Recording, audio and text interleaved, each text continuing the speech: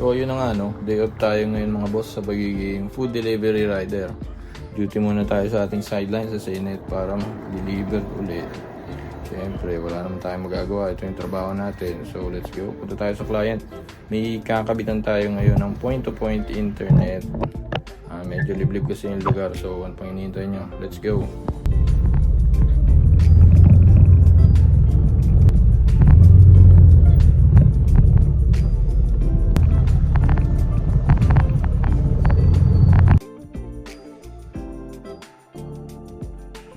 Sa parting ito, tanaw na natin yung kakabitan natin. So, yung pang hinihintay nyo, bilisan na natin to at medyo gutom na rin.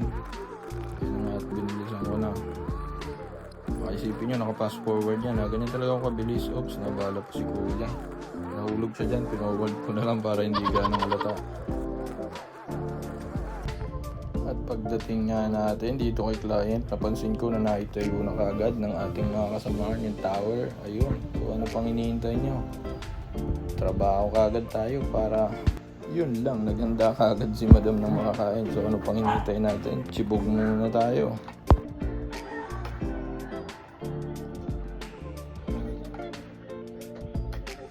At hindi pa nga ako tapos kumain, nagpe-prepare na kaagad itong kasama natin si Jeric para agaran din matapos. May kabit na rin itong antena ng ito.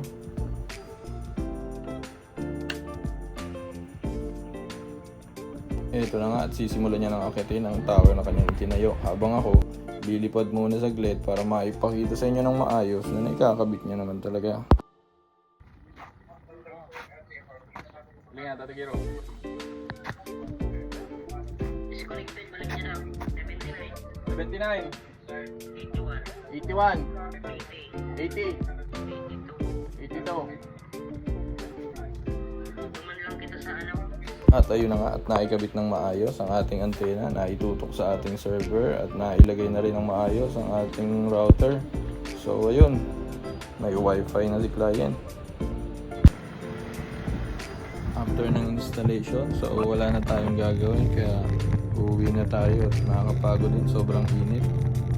Pero naalala ko, may isa pa pala tayong client na kailangan puntahan kasi ngayon yung takdang araw para magbayad siya sa kanyang installation dahil bukas siya naman yung ating kakabitan ng internet.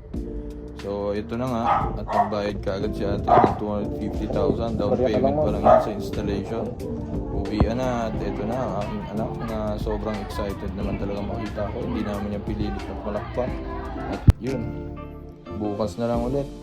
Kung gusto niya magpakabit ng internet na makulit, dito lang PM na.